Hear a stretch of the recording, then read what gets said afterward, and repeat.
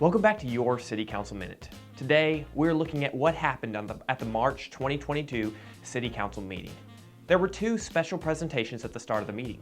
The first was a presentation by Chad Taylor, Chief of Police from Henderson, Texas, and he presented the Jacksonville Police Department with a certificate of re-accreditation for the continuing to maintain compliance with Texas law enforcement best practices, as recognized and validated by the Texas Police Chiefs Association.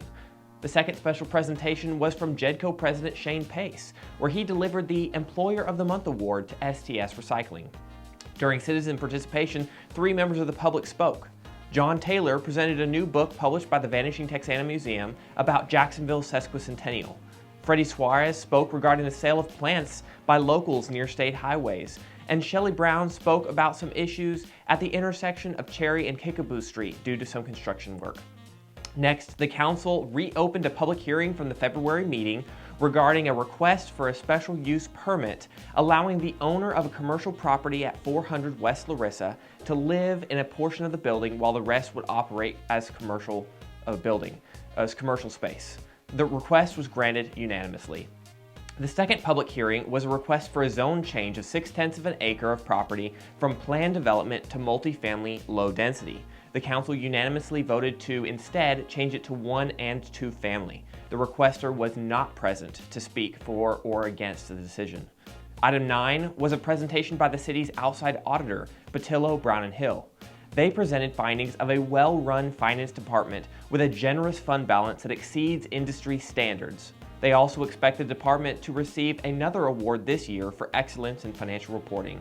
The council accepted the report unanimously.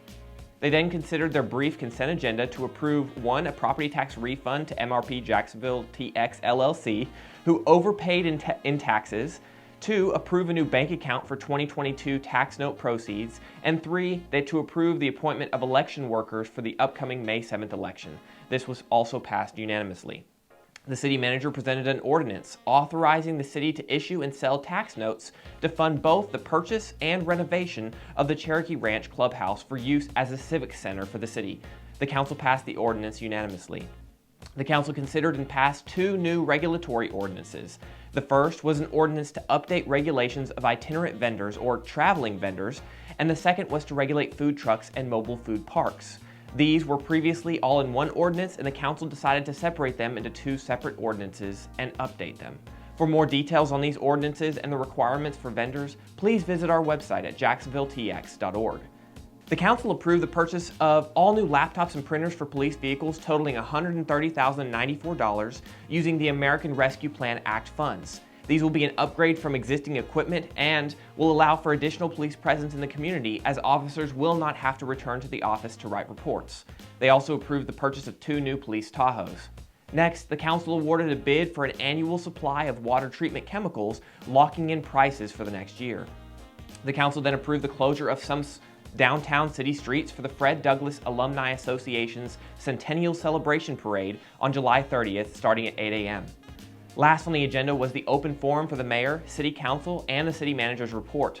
The mayor expressed his appreciation for Police Chief Joe Williams and the rest of the police department for their dedication and passion.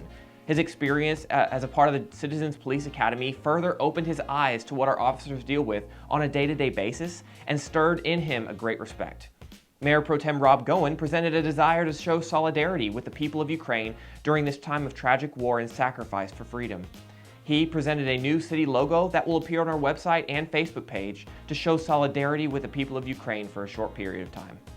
The city manager thanked the council for participating in a strategic visioning session for the city and also expressed anticipation for a cohesive strategic plan for city operations in the near future. He thanked the police and fire teams for a great grand opening on March 4th of the new Public Safety Center. He also presented plans established by the Sesquicentennial Committee for our 150th anniversary celebrations. May 11th will be the opening of a time capsule buried in Hazel Tilton Park, originally buried on May 11th, 1972, exactly 50 years ago. October 22nd will be a birthday bash party downtown with live music, food, games, kids activities, and more. More details and additional plans to come. Out of executive session, the council voted to change the agreement with the city attorney, Brett Brewer, to hire him on as a city employee and in-house counsel. Thank you so much for tuning into Your City Council Minute. Don't forget to share the video and let me know what you think about this new format. I'll see you next month.